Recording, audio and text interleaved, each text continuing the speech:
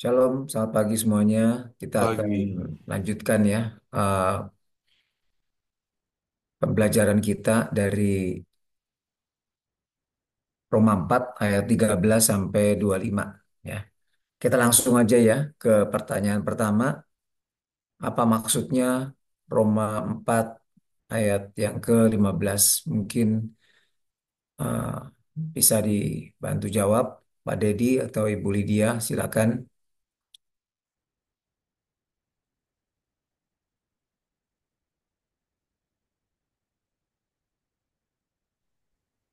Apa maksudnya Roma Roma 4? 4 Ya, ayat silakan Pak. 15. Saya bacakan ayatnya dulu ya. Ya. Karena hukum Taurat membangkitkan murka, tetapi di mana tidak ada hukum Taurat, di situ tidak ada juga pelanggaran.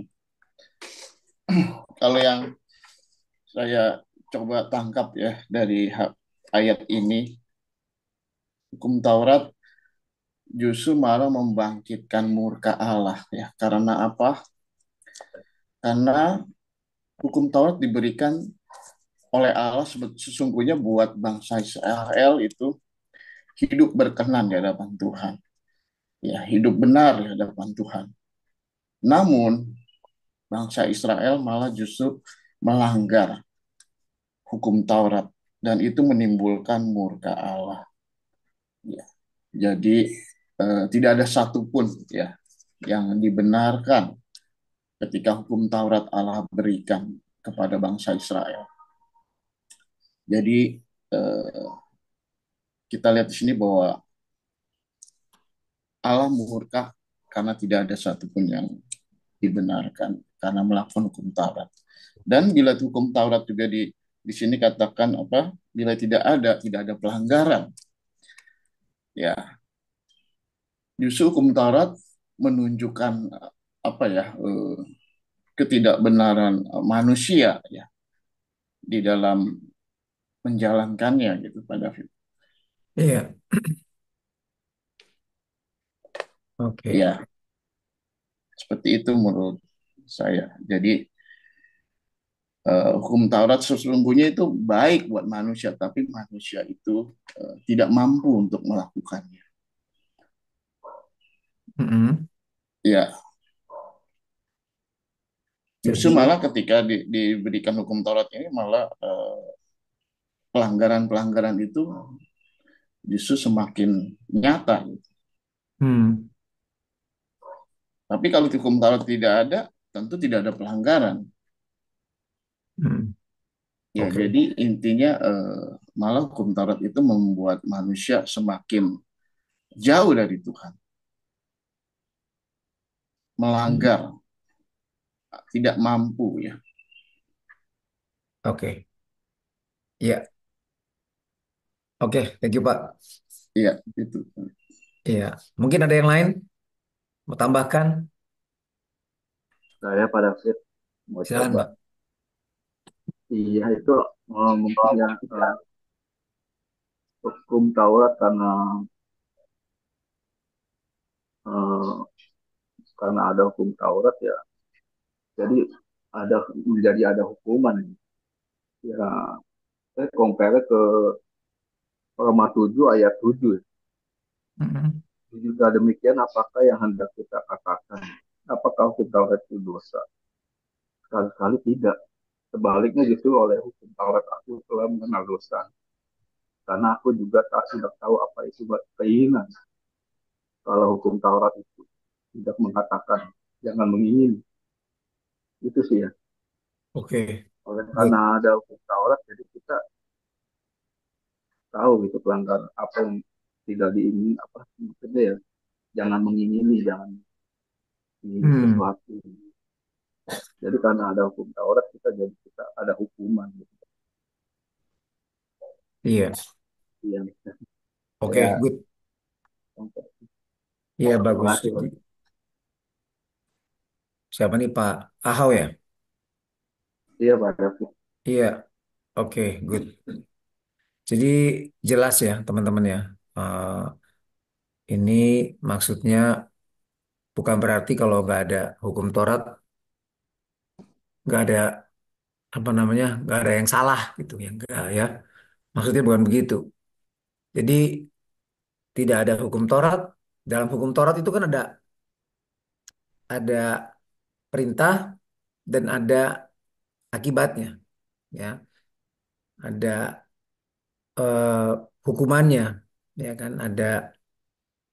Ada berkat, ada kutuknya lah kalau tidak dilakukan, ya. Ada akibatnya, ya. Namanya hukum pasti begitu kan. Nah, jadi kalau nggak ada hukum Taurat, ya nggak ada kan pelanggaran, orang nggak tahu gitu loh. Eh, Akibat dari ya merasa bersalah ada, hati nurani ini akan apa namanya, membuat kita, mengingatkan kita, ya kan, warning.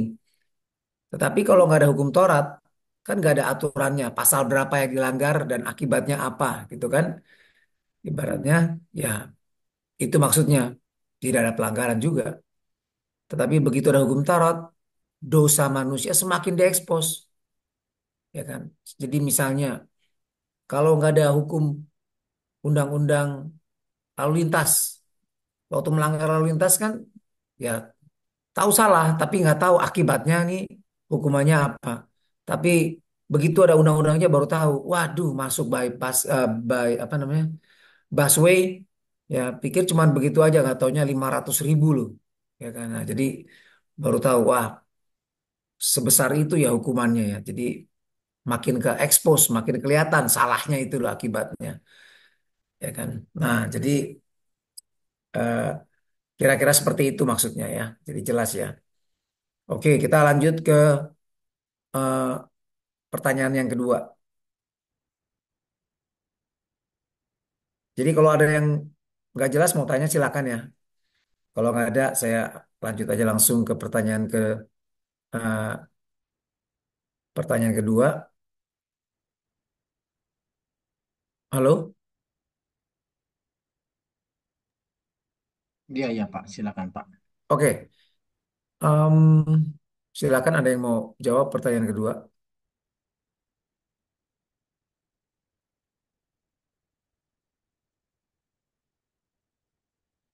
Saya, Pak, Ya, silakan.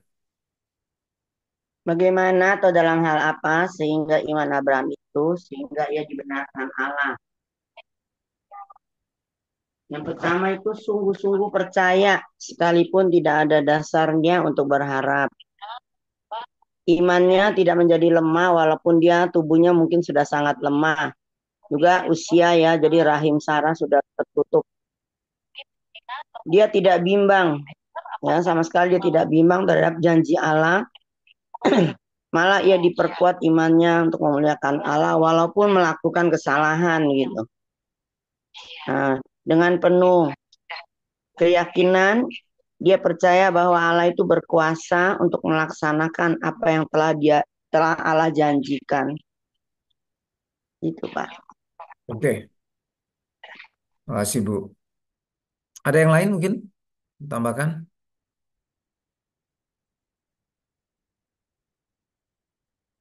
Pak Bobi, Pak Aldo, silakan.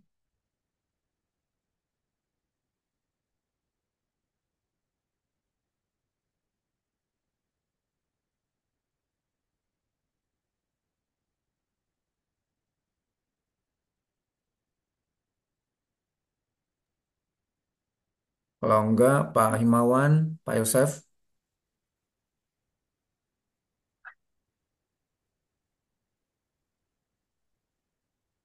Saya mau coba Pak, Bos. Oh iya, silakan Pak. Iya, pertanyaannya kan ya bagaimana atau dalam hal apa iman Abraham itu sehingga itu dibenarkan Allah ya. Ya menurut saya sih yang melihat usianya yang sudah lanjut usia ya. Ya, Pak Abraham ini mendapat keturunan eh, oleh karena dia memegang teguh janji Tuhan. Janji Mm-mm. Allah walaupun kondisinya itu tidak memungkinkan untuk dapat melahirkan anak gitu kan, tapi dia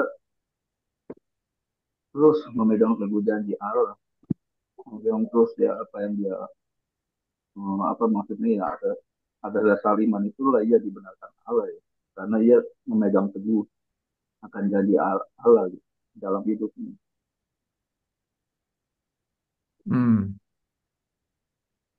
Itu sih yang saya dapat, karena bukan karena kesalehan dia, oleh karena perbuatan dia, tapi karena iman dia gitu ya, memegang teguh janji Allah bahwa dia akan menjadi Allah segala bangsa, Bapak segala bangsa gitu. Dan dia berpegang teguh gitu, atas janji Tuhan pada dia. Itu sih Pak Iya, David. oke. Jadi percaya aja ya. Iya Pak David. Iya.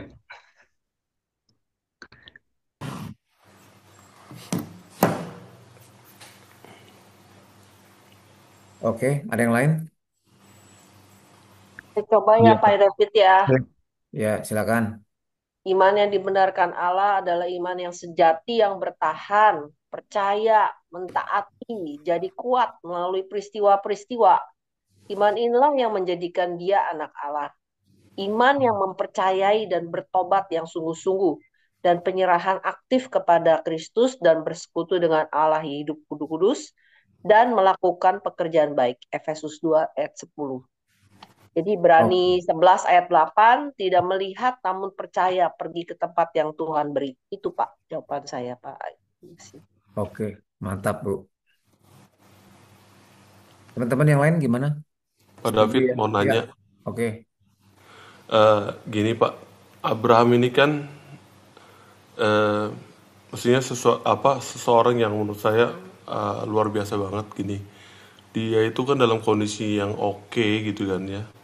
Lalu dia keluar karena dia percaya sama janji Tuhan. Tapi bahkan sampai mati pun dia nggak melihat janji itu digenapi kan ya. Mm-mm.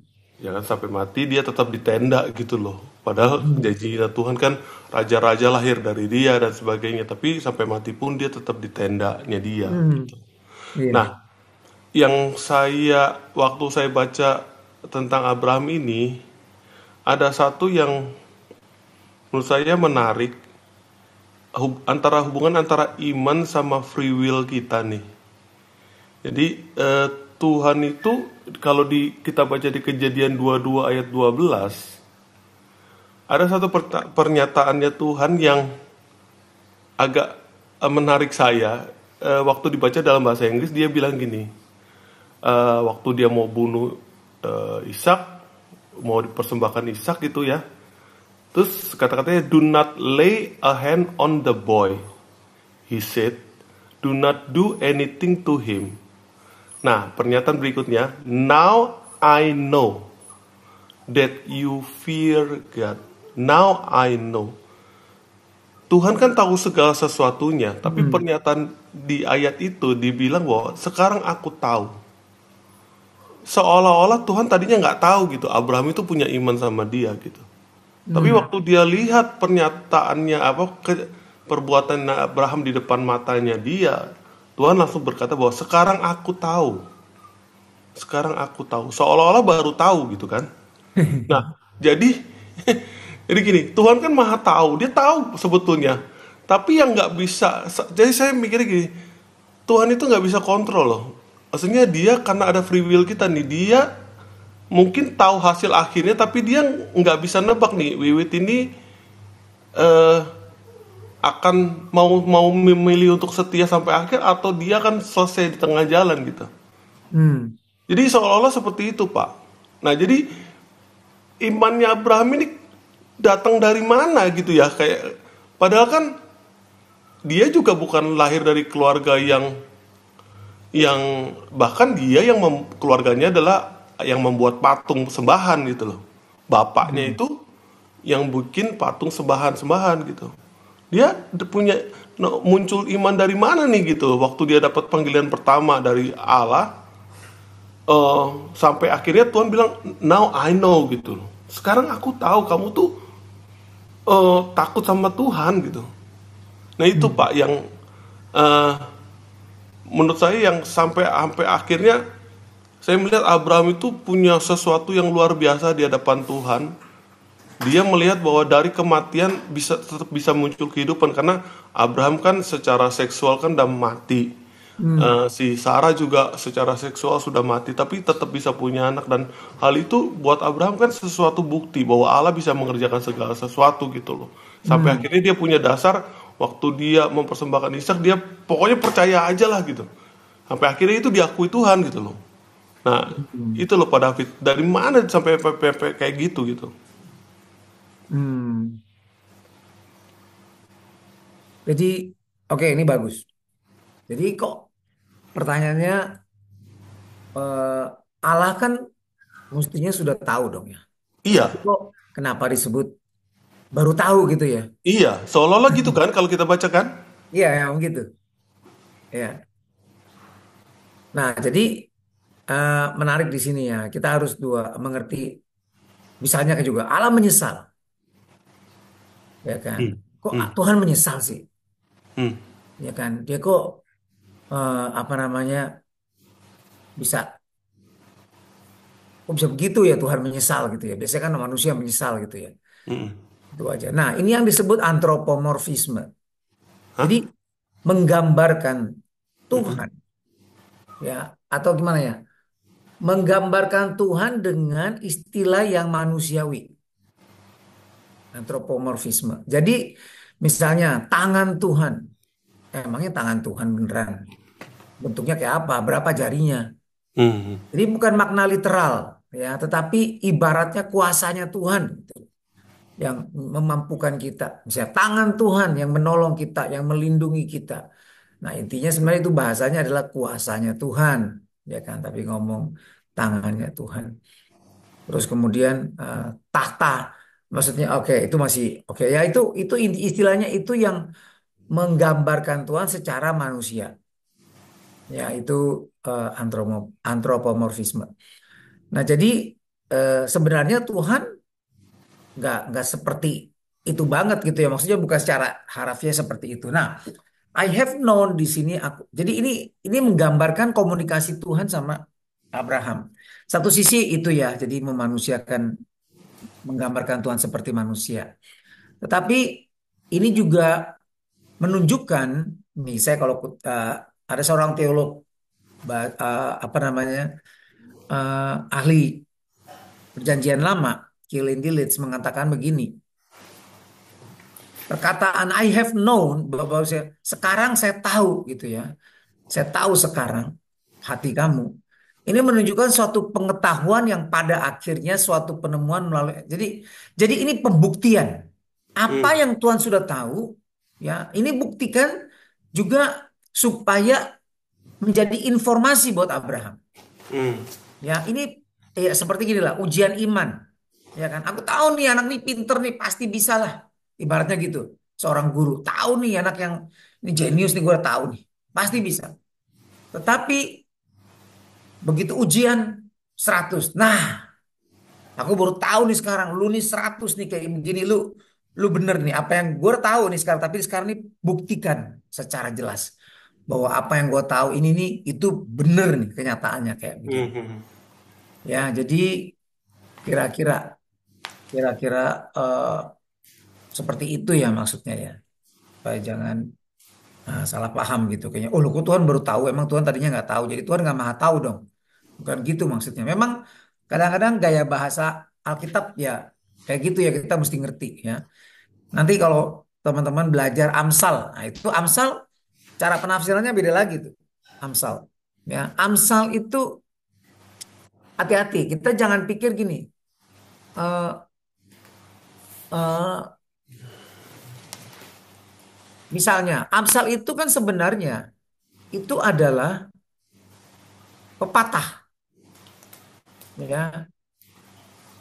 Jadi beda sama firman Tuhan yang sifatnya preskripsi. Jadi gini, firman Tuhan tuh ada yang di Alkitab tuh ada ayat-ayat yang sifatnya deskripsi, gambaran, cerita, ya. Perjalanan Abraham. Nah, pelajaran kita gimana? Yang kita tangkap kesimpulannya. Nah, kesimpulannya hati-hati. Jadi misalnya Kita baca cerita tadi itu, Kejadian 22.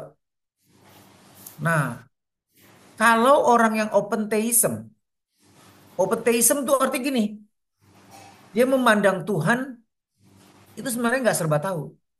Tuhan tuh nggak Hmm. tahu kejadian yang akan terjadi karena ya semua bisa terjadi. Ya manusia punya free will, bisa semau, bisa ya dia juga nggak tahu gitu loh apa yang akan diperbuat oleh manusia. Jadi Tuhan ikutin aja. Oh begini, oh begitu. Jadi bisa berubah-berubah. Jadi Tuhan buat manusia nggak, tadinya nggak tujuannya untuk supaya manusia jatuh dalam dosa. Begitu jatuh dalam dosa, waduh gimana nih plan B-nya nih, jatuh dalam dosa ya kita harus gimana, baru baru cari jalan gitu loh ya ketemu masalah baru cari jalan keluar. Jadi open theism tuh kira-kira kayak gitu. Jadi kalau dia baca ayat tadi kesimpulannya apa, tuh kan memang Tuhan tuh nggak tahu, dia baru tahu sekarang Hmm. ternyata si Abraham tuh kayak gini, tadinya dia nggak tahu, mungkin dia menduga-duga kali. Nah, ini open theism kayak gitu. Jadi kita, kalau kita sudah punya konsep kayak gitu, kita baca Alkitab, kita akan giring ke situ. Nah, nah ini yang nggak boleh. Hati-hati waktu kita baca deskripsi, ayat-ayat yang cerita, naratif. Kita waktu nafsir, waktu kita memahami itu, kita harus memahami secara holistik. Karena ayat-ayat lain mengatakan Tuhan itu tahu. Ya, Mazmur 46, Tuhan tahu. Mazmur 139, 100 ya 139. Jadi Tuhan tahu tuh kapan kita duduk, apa yang kita lakukan, apa yang akan terjadi. Ya, Tuhan tahu semua. Ya, Tuhan tahu kita bakal anak, sejak bakal anak bagaimana, dia tahu. Gitu loh, dia maha tahu. Jadi kalau ketemu ayat yang satu ini bahwa Tuhan, aku baru tahu sekarang. Nah, kita harus hati-hati. Bukan berarti Tuhan sebelumnya nggak tahu. Nah, jadi waktu kita ambil kesimpulan, kita harus tahu ini merupakan ujian iman buat Abraham. Ya kan? Pembuktian kepada Abraham apa yang Tuhan sudah ketahui tentang Abraham. Ya, jadi eh, eh, itu deskripsi. Kalau preskripsi kan begini, di bawah kolong langit ini tidak ada nama di dalamnya kita bisa selamat kecuali di dalam nama Yesus. Oh iya, artinya keselamatan hanya ada dalam nama Yesus. Nah, caranya selamat gimana? Barang siapa yang menerimanya diberi kuasa menjadi anak Allah, yaitu mereka yang percaya di dalam nama anak Allah, dalam nama Yesus, ya kan? Percaya. Jadi artinya kalau kita mau terima keselamatan, pertama adalah kita percaya kepada ketuhanan Yesus, kepada karya keselamatan Yesus, kepada pribadi Yesus. Ya kan mempercayakan hidup kita kepada Dia. Nah, jadi itu step-stepnya, itu preskripsi. Tetapi ada yang sifatnya amsal. Nah, amsal ini ternyata ini adalah pepatah. Oh ya, emang kalau gitu nggak benar? Oh nggak benar. Tetapi kita harus mengerti ini pepatah. Coba belajarlah kepada semut, rajin, ya kan? Waduh, nggak ada yang perintah, nggak ada bosnya, tetap aja kerja. Ini manusia, mesti ada yang liatin, baru kerjanya bener. Pakai CCTV aja, pertama-tama doang takut, lama-lama biasa lagi kerjanya, ya kan? Nggak bener. Jadi lebih parah nih daripada semut. Nah, maksudnya bukan selalu semut itu artinya lebih berhikmat, rajin atau rajin pangkal kaya. Iya, rajin pangkal kaya. Tapi nggak semua orang rajin tuh kaya. Ya, banyak orang pekerja yang pagi-pagi subuh-subuh sudah jualan di pasar, ya kan? Pagi-pagi jam 3 udah bangun, udah siap-siap jualan kue misalnya. Tapi nggak kaya-kaya tuh. Itu gimana dong? Nah, gitu. Jadi inilah pepatah. Ya, nggak selalu. Jadi kita nggak boleh. Loh Tuhan saya udah rajin, udah kayak semut loh. Dari muda sampai tua, kok nggak kaya-kaya? Wah nggak bener nih Tuhan.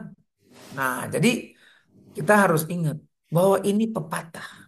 Dan pepatah ini di dalam Amsal ternyata juga didapati di dalam pepatah Mesir atau pepatah Mesopotamia yang ratusan tahun lebih tua daripada atau ribuan tahun lebih tua daripada Salomo yang menulis Amsal. Jadi ini memang adalah beberapa sebagian dari Amsal itu adalah Amsal-Amsal yang juga terdapat di budaya Timur Tengah lainnya. Contoh, biar lambat asal selamat. Itu Betul nggak? Iya, pada umumnya. Ya, yang penting gitulah lambat selamat. Tapi nggak selalu loh. Lambat selamat, ada yang lambat kecelakaan malah. Jadi salah itu pepatah. Oh enggak, itu pepatah. Umumnya kayak gitu. Menurut pengamatan. Jadi kita harus ngerti ya, Amsal tuh kayak gitu. Itu perkataan orang yang bijak. Dari mana dia tahu? Bukan dari kata Tuhan, tapi dari pengalaman hidup. Tapi Tuhan juga membenarkan itu adalah generally accepted standard misalnya. Itu standar manusia pada umumnya tuh ya kayak gitulah. Nah, jadi kita harus ngerti eh, penafsiran Alkitab kayak begitu. Nah, Roma sekarang. Kalau Roma itu apa? Deduktif, induktif. Kita harus baca sebab akibat. Maksudnya perkataan apa namanya susunan kalimatnya. Ya, kalimat yang dibawa jadi misalnya jadi, nah jadi itu bicara soal kesimpulan. Baca ayat-ayat di atasnya. Sebab, kalau gitu ini ada kaitannya nih sama kata-kata sebelumnya. Ya, jadi kurang lebih kayak gitu. Oke, nomor dua, bagaimanakah? Sekarang pertanyaan kedua ya. Bagaimanakah atau dalam hal apa sehingga iman Abraham dibenarkan Allah? Ya betul. Jadi iman Abraham dibenarkan Allah dalam hal kepercayaannya kepada Allah dan firman. Jadi arti gini, Abraham dibenarkan karena kepercayaannya kepada pribadi Tuhan dan firman.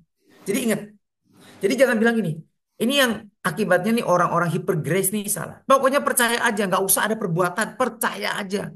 Nah, akibatnya bertentangan sama Yakobus. Yakobus bilang tunjukkan iman kamu tanpa perbuatan. Aku akan tunjukkan imanku dari perbuatanku.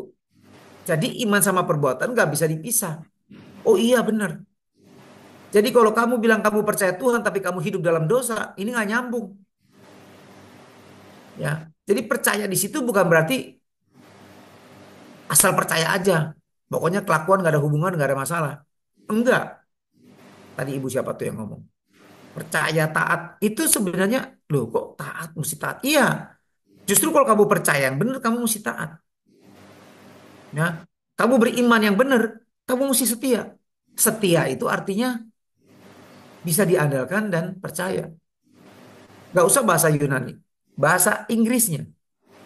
Setia itu apa? Faithful. Beriman itu apa? Faith. Jadi itu dua kata yang berhubungan. Mau bahasa Inggris, bahasa Yunani itu berhubungan. Ya, pistis, pistos. Ya, jadi memang dari satu kata asalnya. Ya, jadi percaya di sini artinya apa? Abraham percaya. Justru dia percaya sama pribadinya Allah. Maka dia memperlakukan firman Tuhan sebagai perintah yang tidak terbantahkan. Jadi dia percaya gimana? Dia melakukan juga, dia membawa Ishak untuk dikorbankan. Dia lakukan itu. Jadi lihat, nggak bisa dipisah. Jadi jangan dipisahin. Tetapi benar, ya Abraham ini bukan percaya model setan. Setan percaya juga loh sama Tuhan. Memang itu fakta kok dia Tuhan. Tetapi dia tidak taat. Makanya nggak selamat. Ya. Jadi percaya yang menyelamatkan itu bukan hanya tahu kebenaran firman Tuhan. Oke, benar, ini yes. Bukan cuma begitu. Setan juga tahu itu benar firman Tuhan. Tapi dia nggak selamat. Kenapa? Karena nggak taati firman Tuhan. Dia tidak memperlakukan Tuhan sebagai Tuhan. Tetapi Abraham itu dia percaya ya, kepada pribadi Tuhan, kepada apa yang dia katakan karena dia Tuhan. Nah, karena itu dia hormati perkataannya. Dia taat. Nah, ini percaya yang benar tuh. Jadi Abraham lebih percaya kepada firman Tuhan daripada fakta. Usianya yang sudah 100 tahun ya, dan istrinya yang secara akal manusia tidak mungkin melahirkan karena sudah menopause. Jadi ia memperlakukan Tuhan sebagaimana seharusnya Tuhan Sang Pencipta langit dan bumi diperlakukan manusia yang percaya kepadanya. Ya. Jadi kira-kira kayak gitu maksudnya. Ya kita lanjut. ke pertanyaan ketiga.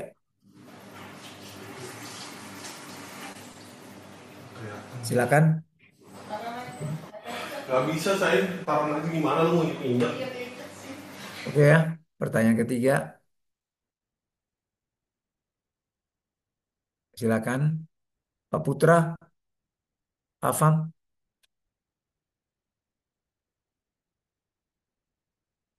ada Pak Putra atau Yonatan? Itu si Ya, Pak. Luana tadi buka. Luana tuh Putra bukan?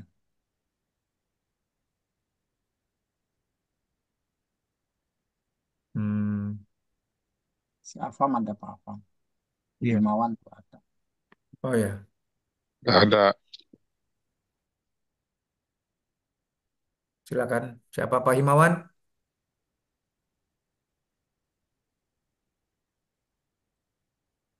Aku dulu deh Saya Pak ya. coba jawab ya, Pak. Oke, Pak Himawan. Silakan Pak Imam. Eh, ini kayaknya apa yang pertanyaan kan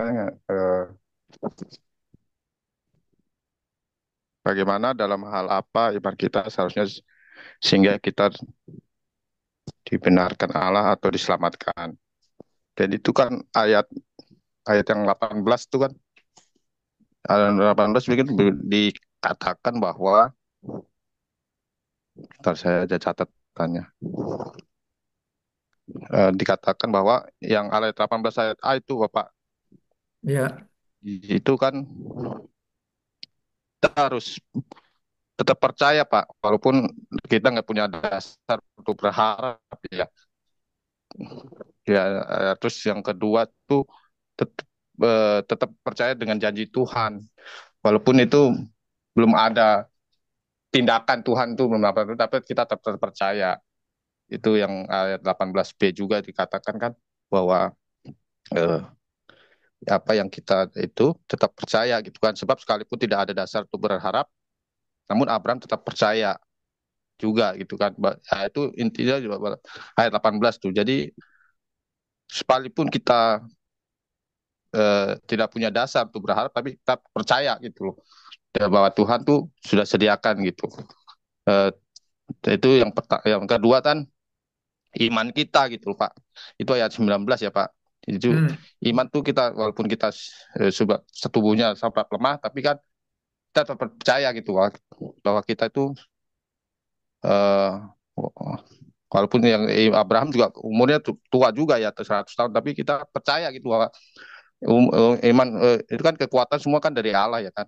Jadi harus kita percaya itu yang kemudian terus yang ayat 19-nya kan ayat ke-9 terus beriman. Terus kita tetap beriman ya Pak.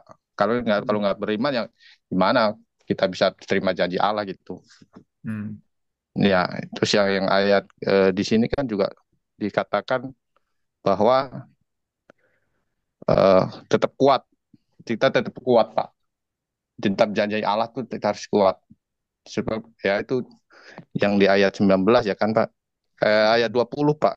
Ayat 20 dan 21 itu kan mengatakan bahwa kita harus kuat tentang janji Allah dan tidak bimbang. Karena tidak percaya makanya diperkuat dan iman dan terus tetap memuliakan Allah Pak.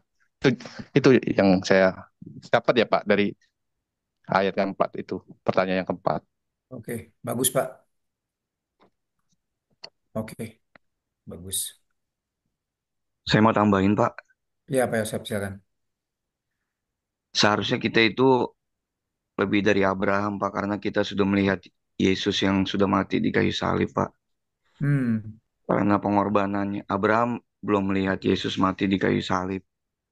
hmm, Kita udah melihat Yesus mati di kayu salib Pak. Kita harus punya iman dan percaya yang seharusnya lebih dari Abraham.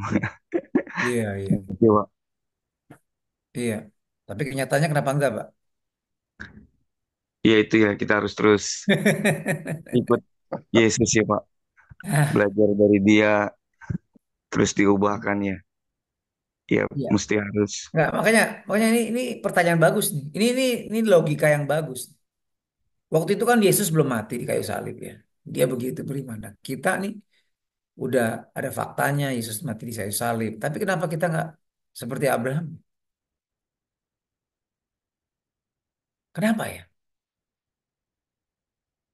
Kenapa tuh Pak? Iya nih, keinginan daging kali Pak ya, Ah, Nah, yang muncul Pak. dan Keinginan daging kali ya ya, Pak. padahal kan udah lihat faktanya gitu ya. Kenapa ya? Ya keinginan daging. Kenapa? Ya, ya emang Abraham nggak punya keinginan daging. Abraham juga punya keinginan daging Pak. Tapi Oh iya, kenapa tuh ya? Nggak pernah bersyukur, Pak. Apa-apa? Tidak bersyukur. Tidak bersyukur ya. Kalau bersyukur Mungkin kan karena kita selalu fokus sama Tuhan dan percaya janji-janji Tuhan. Jadi hidup kita lebih ringan dan nyaman. Iya. iya saya Karena juga mau tambahin Pak Basuki. iya gimana? Iya, selain selalu bersyukur ya mungkin kita selalu taat ya, taat pada Tuhan akan janji-janji Tuhan. Walaupun ya seperti kan dari Ibrani ya, iman itu timbul dari pendengaran, pendengaran akan firman Tuhan.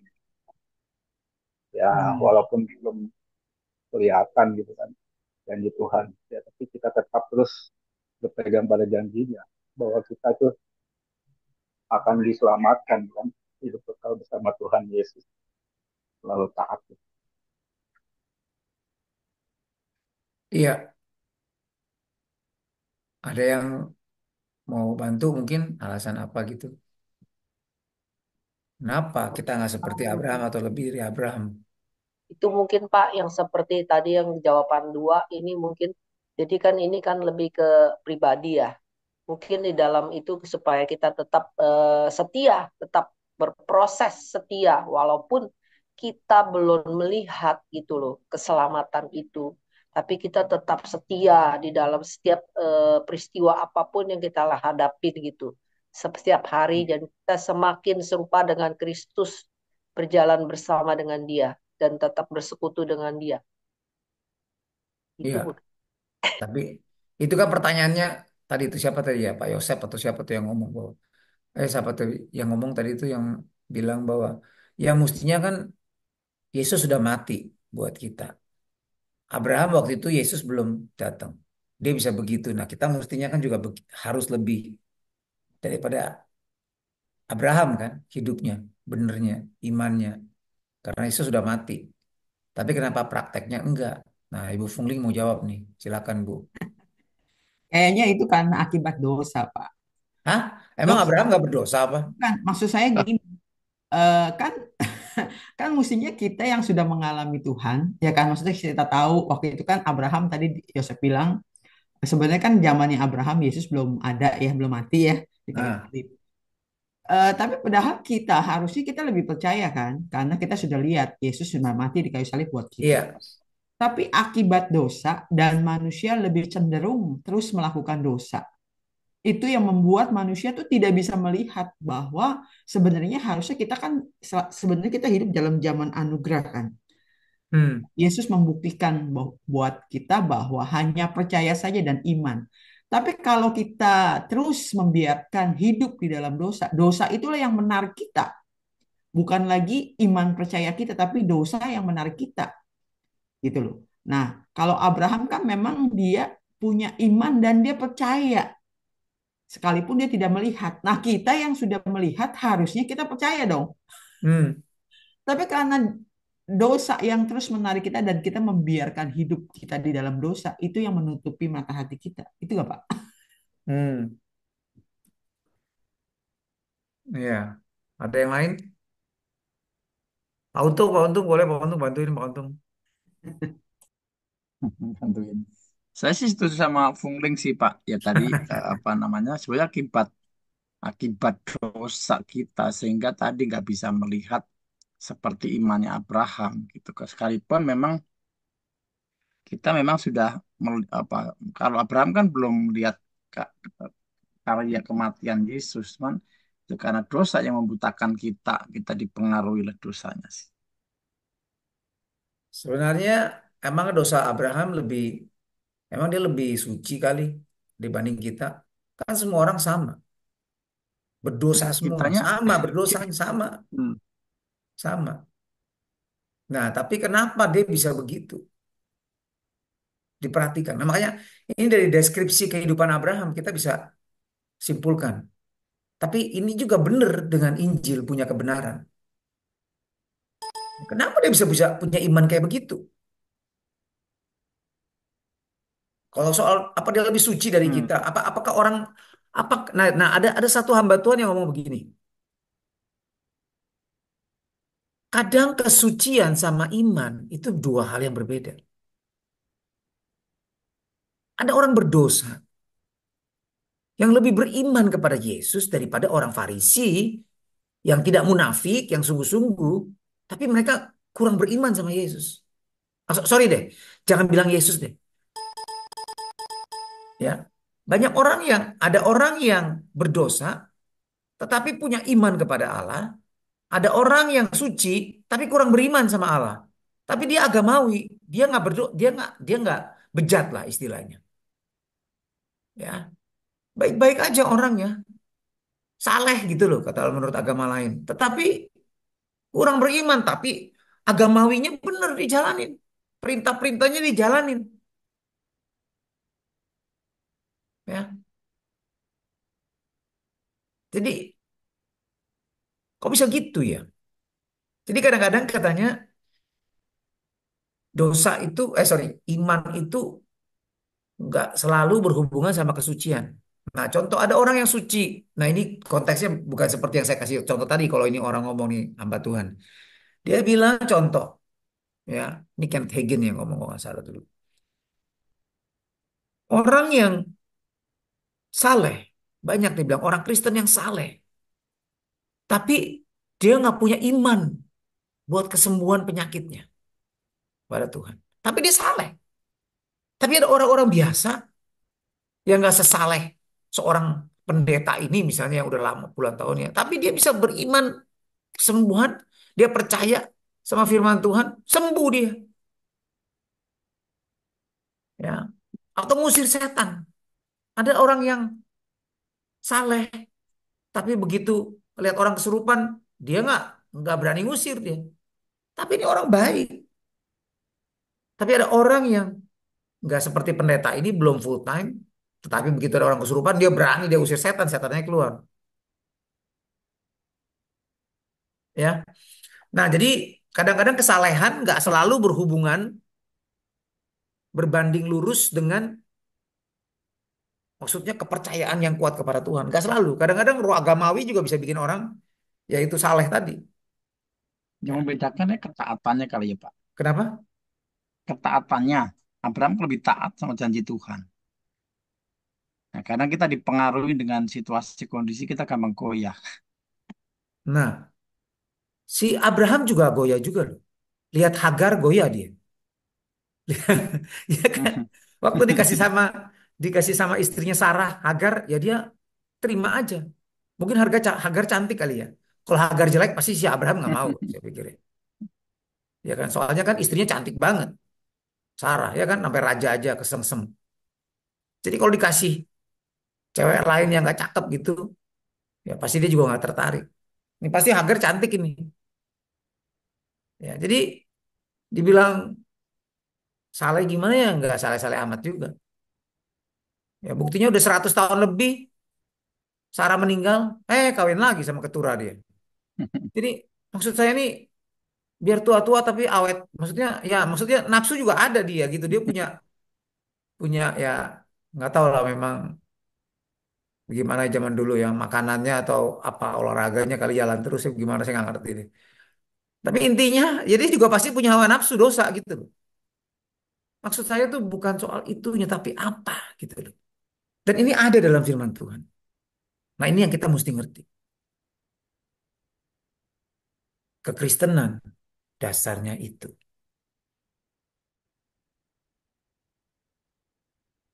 Ini yang harus kita ingat. Oke, ada yang mau bantu? Pak Yulianto Tan, gimana?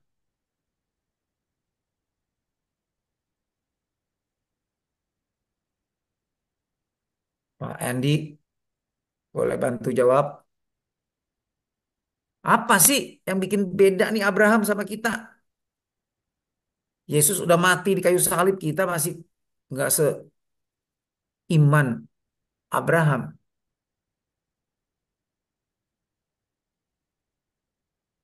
Imannya Ya nggak Pak, sebabkan kan saya Abraham coba jawab disebut. deh Pak. Ya, Gimana? saya coba jawab deh Pak. Ya, ya. Oke, Yang pertanyaan nomor 3 ya Pak ya, bagaimana atau dalam hal apa iman kita seharusnya sehingga kita dibenarkan Allah atau diselamatkan. Jadi iman kita adalah iman yang percaya kepada janji Allah, berharap kepada janji Allah. Harapan adalah sebuah kepastian gitu, bukan cuma harap-harap aja gitu, atau sebagai angan-angan atau keinginan kita gitu, kita berharap pada keinginan kita gitu. Jadi bukan kepada janji Allah gitu, fokusnya pada janji Allah gitu. Hmm, Gitu Pak. oke. Oke, thank you. Masih. Ya. Tadi Pak Untung gimana Pak Untung? Mau tambahkan tadi? Imannya kali ya, Pak. Karena Abraham kan disebut bapak orang beriman. Iya, Bapak ya orang beriman. Contoh, teladan. Nah, Nah teladan itu yang apa kita yang kita nggak punya. dapat justru? Itu yang nggak punya kitanya makanya. Nah, maksudnya gini, Hmm. kenapa dia bisa begitu beriman sama Tuhan? Itu kan pertanyaannya. Nah, mestinya kan kita udah lihat, lebih Hmm. percaya dong. Iman belum, Yesus belum mati, tetapi kok dia bisa begitu? Imannya kuat. Nah, kita yang udah lihat aja nggak sekuat dia imannya. Itu Hmm. kan pertanyaannya itu. Tahu iman memang, tapi Hmm. kenapa bisa seperti itu imannya kuat? Wendy dan buka mic, Pak. Siapa? Mungkin Wendy. saya coba Oke. jawab ya Pak. Iya, Kenapa imannya Abraham sampai seperti itu dan iya. dibanding kita zaman sekarang? Kalau menurut saya Abraham ini Pak, dia benar-benar ketemu Tuhan gitu. Dia dengar sendiri suara Tuhan gitu. Kalau kita kan dengar Yesus nih, Yesus menyelamatkan gitu kan. Bahkan kita kan nggak lihat Yesus dari khotbah gitu kan, dari tapi nggak benar-benar ketemu Tuhan Pak gitu. Ini imannya yang beda nih. Kalau Abraham sendiri kan dapat janji Tuhan harus ninggalin Ur Kasdim dan sebagainya, janji keturunannya. Nah, itu kan dia dengar sendiri tuh dari Tuhan. Benar-benar ring satu nih, suara Tuhan sendiri nih. Bukan dari nabi-nabi yang lain, bukan dari kayak kita gitu kan, percaya Yesus karena dari khotbah, KKR, mungkin dari kesaksian orang, dari penginjilan orang. Mungkin itu Pak kalau saya ya. Makanya itu yang beda tuh. Harus dapat sendiri dari Tuhan. Maksudnya ketemu sendiri dengan Tuhan gitu kan. Itulah iman yang sejati yang nggak menggoyahkan kita, Pak. Jadi maksudnya kita harus ya supernatural Tuhan menampakkan dirinya gitu. Baru Kalau kita bisa menampak punya iman yang kuat kayak gitu. iya, ngalami Tuhan, Pak maksudnya. Ya, tapi Benar-benar apa ngalami. yang Pak Wendy ngomong ini make sense. Masuk akal. Iya nggak? Betul. Jadi sebenarnya kalau kita mau, tapi manusia begitu dong. Ya kan pada Hmm. umumnya. Kan nggak punya kesempatan yang sama. Apakah semuanya nggak Hmm. bisa kayak begitu? Iya kan? Nah, memang, Abraham itu kan punya ketaatan kan mutlak, Pak. Waktu diminta serain anaknya kan langsung. nah, Nah, kita mungkin jadi mikir-mikir. betul, betul. Maksudnya gini ya. Ini kita ngomong secara, ini kan logika. Jadi gini, dalam menafsir Alkitab ada pendekatan apologetik. Pendekatan apologetik itu pakai logika, ya. Hmm. Dia bilang, jadi benar gini. Kenapa dia bisa beriman begitu kuat? Logika. Apa dasarnya? Dasarnya karena dia mengenal Tuhan. Jadi umatku binasa karena tidak mengenal kebenaran. Kita kurang percaya sama Tuhan karena kita kurang mengenal Dia. Hmm. Lebih jelas lagi gini. Kenapa kita nggak percaya sama Yesus? Kenapa kita nggak taat sama Dia? Karena kita nggak akrab sama Dia. Hmm. Abraham akrab sama Tuhan. Bahkan disebut Tuhan sahabatnya dia. Akrab. Ya. Nah, inilah intinya Injil.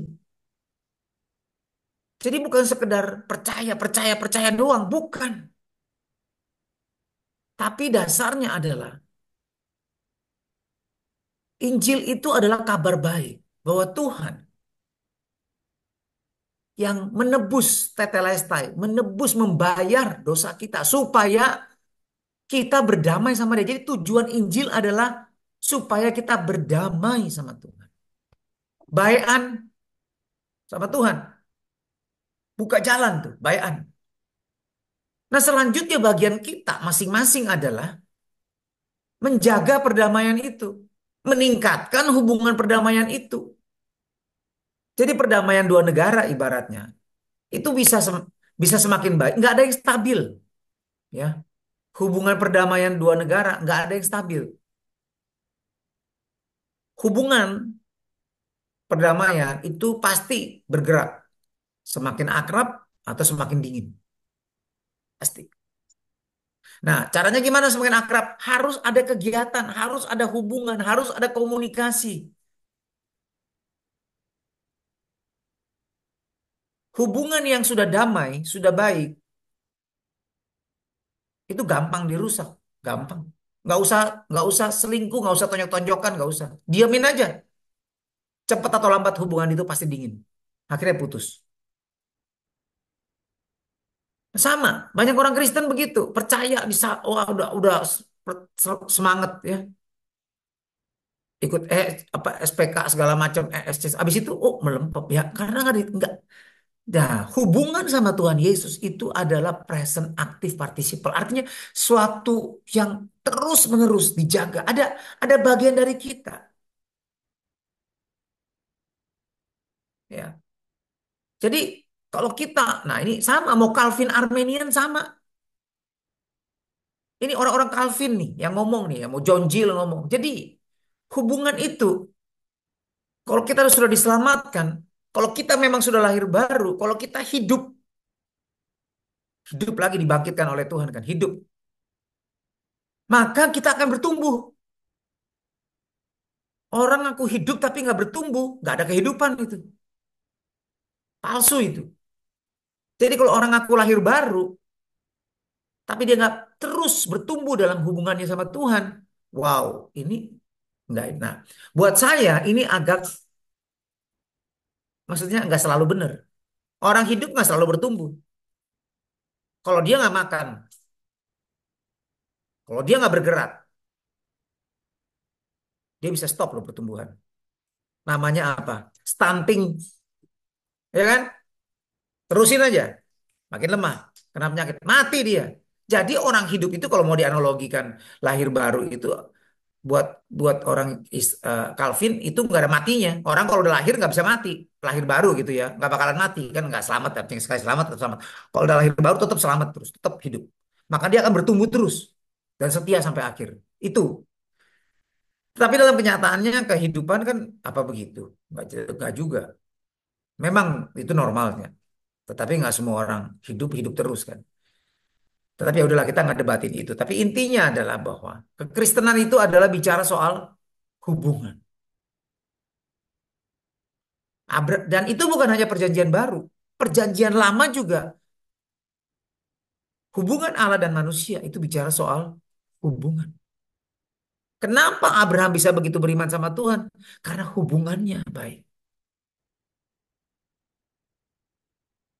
Semakin hubungan kita sama Tuhan baik, semakin kita beriman sama Dia. Semakin kita taat sama Dia. Jadi bukan asal, ayo taat, ayo beriman. Bukan, dasarnya apa? Hubungan. Dari mana kita bisa punya hubungan yang baik sama? Karena Tuhan Yesus yang buka hubungan perdamaian. Dia yang mulai. Kita accept, kita terima hubungan damai itu. Saya terima perdamaian itu. Dan saya jaga terus perdamaian itu dengan apa? Dengan terus mengenal Dia. Tak kenal maka tak sayang. Semakin kenal pribadi Tuhan. Lewat mana? Lewat firman-Nya. Lewat taat. Waktu kita taat, wah semakin kita dikuatkan. Kayak Abraham, semakin dia taat, semakin dia lihat hasilnya, semakin dia akrab sama Tuhan. Nah ini yang benar. Jadi bukan asal taat, beriman, enggak. Tapi ada hubungan. Buktinya, ada orang yang taat, tapi nggak selamat. Ada kan di Alkitab, taat tapi nggak selamat. Jadi bukan soal taat, beriman, percaya. Tapi dasarnya adalah hubungan. Itu intinya ajaran Kristus. Itu intinya Injil, hubungan.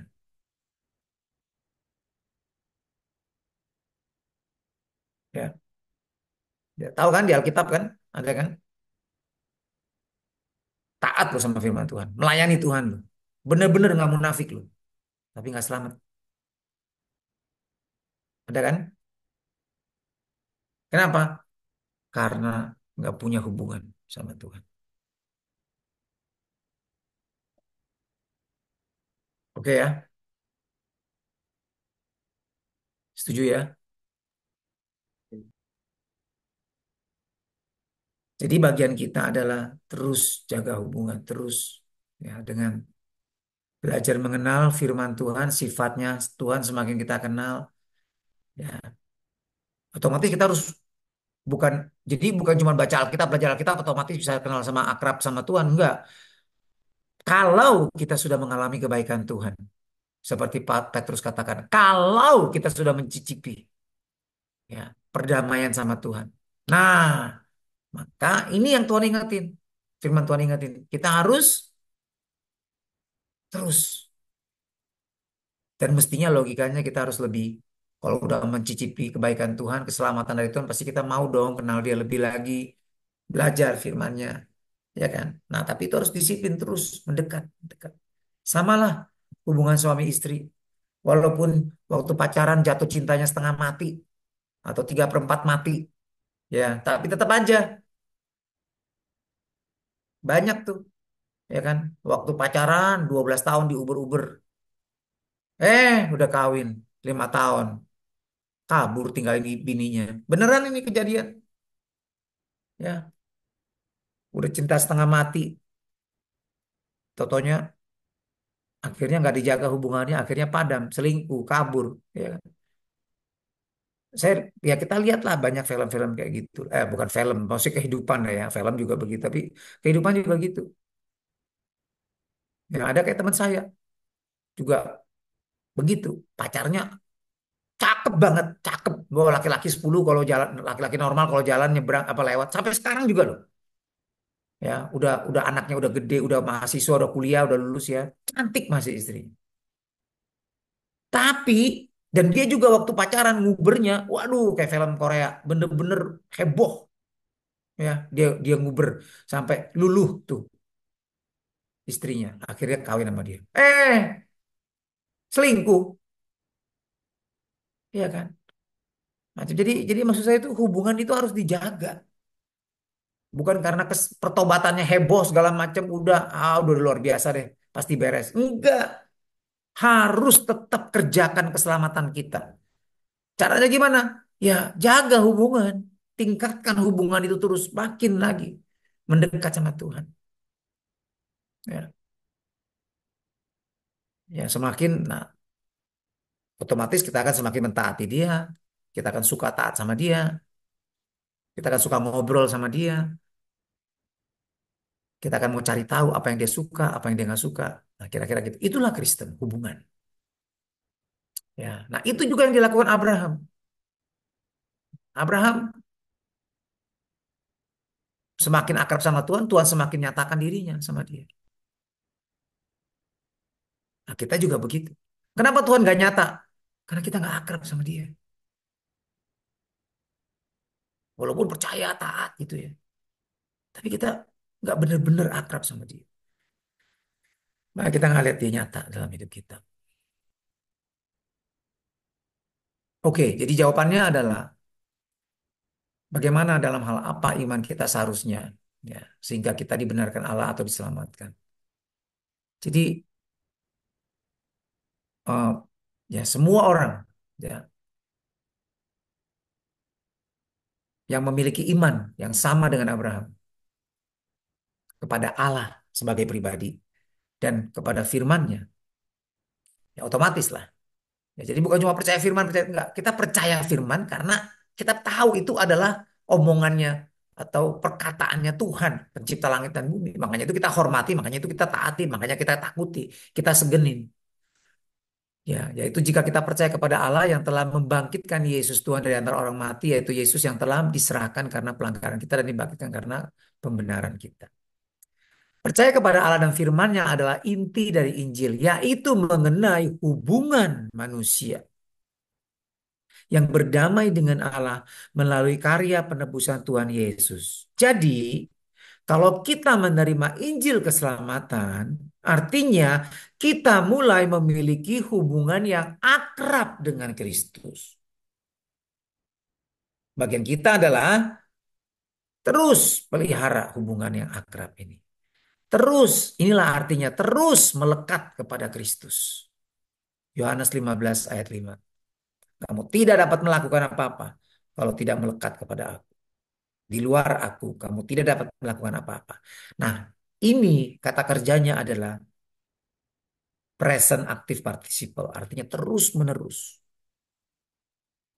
Sehingga kita dapat mengalami semua yang dijanjikan oleh Injil atau kabar baik dari Kristus. Amin. Oke, saya pikir jelas ya, nggak ada pertanyaan. Nah, yang terakhir, apa pesan firman Tuhan yang didapat? Kesimpulannya apa nih yang kita dapat?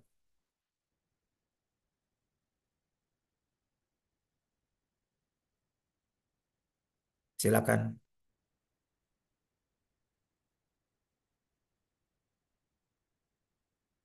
Ada yang mau simpulkan? Kesimpulannya apa pelajaran firman Tuhan yang kita dapat?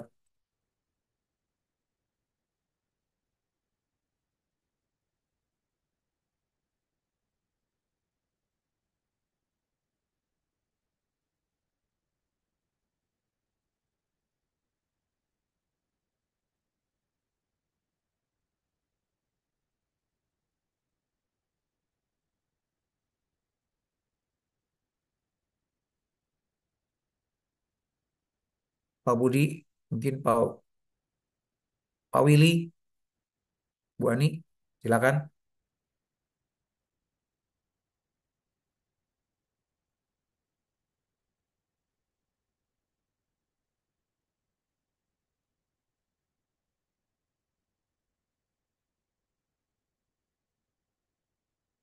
Ini saya putus atau gimana ya? Ini nyambung nggak? Masih dengar nggak saudara saya? Nyambung Pak, nyambung. Oh, nyambung ya, oke. Saya Masih saya ada, Pak. bantu jawab deh Pak. Heeh. Kalau saya yang saya pelajari nih lewat diskusi kita Pak di pagi ini, kita harus miliki iman yang sejati yang seperti Abraham ini ya. Jadi iman yang bukan karena melihat, bahkan tidak ada dasar melihat pun kita sudah beriman penuh kepada Tuhan. Dan ini tadi dijelasin Pak David juga, iman itu kalau kita beriman dengan Tuhan, itu dibuktikan ada hubungan. Ya, jadi bukan beriman ya, iman yang kosong, tapi buktikan dong kalau kita memang beriman ya, yang saya pelajarin, saya diingatkan, dibuktikan dengan hubungan saya dengan Tuhan. Saya semakin hari semakin kenal Dia enggak. Gitu. Jadi yang saya pelajari, miliki iman sejati seperti Abraham, iman yang tidak goyah oleh keadaan apapun tuh yang terjadi, dan iman yang uh, ada buktinya dengan semakin mengenal Allah, ada hubungannya Pak. Paling Ya, itu sih kalau saya. betul. Ya sama, kita bisa percaya sama teman yang baik gitu ya, walaupun dia bilang, ayo gue pakai mobil lu ya. Ya, enggak dong, lo ada jaminan dong, apa dong, nanti lu kabur-kabur. Nah, itu kan artinya dia nggak percaya sama temennya. Ya kan, nah, kalau dia hubungannya akrab, oh dia nggak akan khawatir. Nah sama, kita percaya sama Tuhan, perkataannya walaupun kayaknya, oh, bener apa enggak ya, ada resiko nih kayaknya kalau nggak ikutin nih. Ya kan, tetapi kalau kita punya hubungan sama Tuhan baik, ya akrab, maka kita akan percaya. Kita tahu bahwa sekalipun Ya, kelihatan ada resiko, tetapi tetap tak ikut. Karena kita tahu, kalau Tuhan bilang aman, pasti aman. Sekalipun banyak resiko, tetapi kalau dibilang aman, itu artinya aman buat kita. Ya, jadi hubungan. Oke, ada lagi yang lain? Silakan. Kesimpulannya apa nih yang didapat? Bisa beda-beda kita ya, tapi kita dapat rangkumannya dulu nih. Udah dapat kan poinnya apa yang kita pelajari dari ayat yang ke-13 sampai ke 25 ini. Nah, sekarang kesimpulannya nih.